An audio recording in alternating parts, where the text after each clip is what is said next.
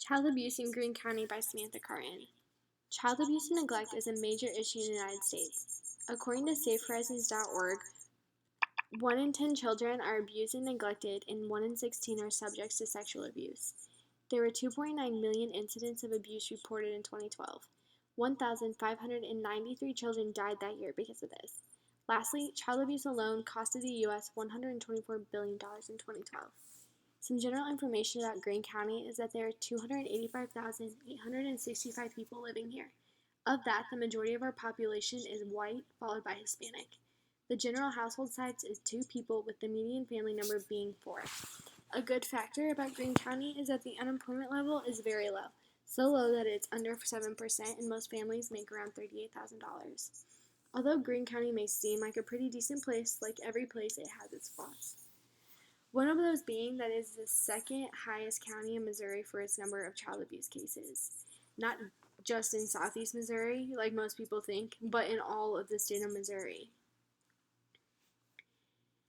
According to Greene County Children's Division, the people who work there receive 25 calls about child abuse or neglect each month. According to the Greene County Juvenile Office, there were 460 children referred to them because of the child abuse or neglect. Of those 460, 408 of them were filed. The majority of these children were white females under the age of 3, the most common type of abuse being chronic abuse, followed closely by abuse because of drugs and or alcohol. In 2013, 363 cases were closed, with the highest result being reunification with their families, followed closely by adoption. One incident of child abuse happened right here in Springfield. A teacher had taken one of her students into her home as a foster child and then proceeded to sexually assault this child until they were caught. The teacher told the child to lie in interviews to police so they wouldn't get caught, and the child did because she felt like she had nowhere else to go, and the teacher had been nice enough to take her in that she felt trapped in that situation. The types of abuse are physical, emotional, sexual abuse, and neglect. Physical abuse includes hitting, biting, kicking, and anything you do to physically harm a child. Emotional abuse can be a result of yelling at someone or putting them down consistently and making them feel bad.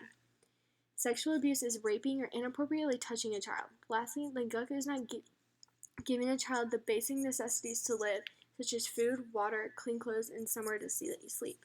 There are many reasons that a parent, friend, caregiver, or even employee can or will choose to abuse. They range from the abuser being abused as a child themselves to a child being a so-called problem child.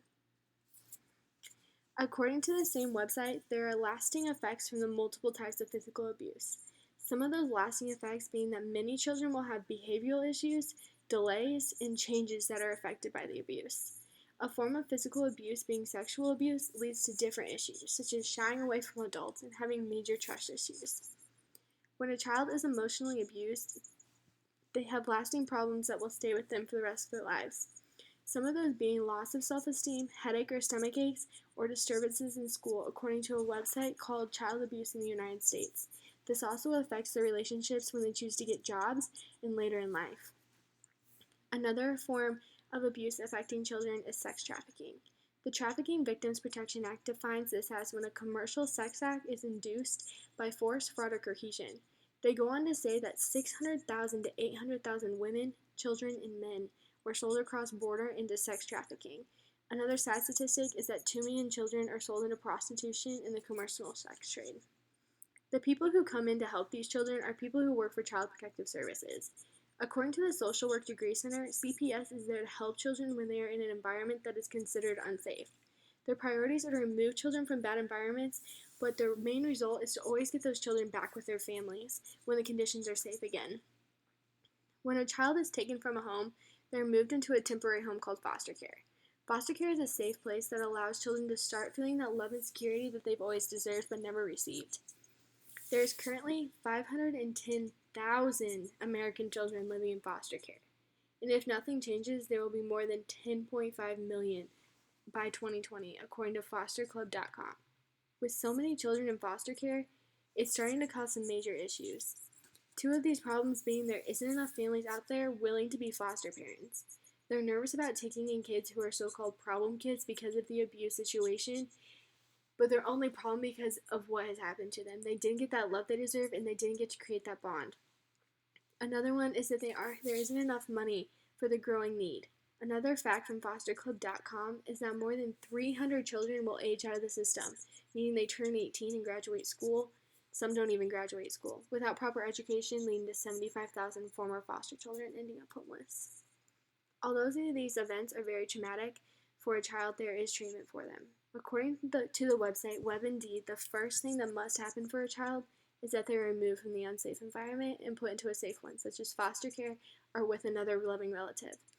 After treated, one essential aspect to the recovery is counseling that will focus on getting past their experience and any fears they may have. One effort that is taking place right here in Greene County is called Children in Court. According to greenecountymo.org, this program was developed here to give children whom are older the opportunity to have a say in their trial. It allows them to hear personally what the judge has to say and not hearing only what adults choose to want to tell them. There are many efforts here in the Greene County area. Lending an Ear is an advocacy service that is working towards not re-traumatizing the children and making sure they only have to tell their story once, instead of having to tell it multiple times to police officers, to judges, to social workers. They put all those people in one room and have the child tell their story once.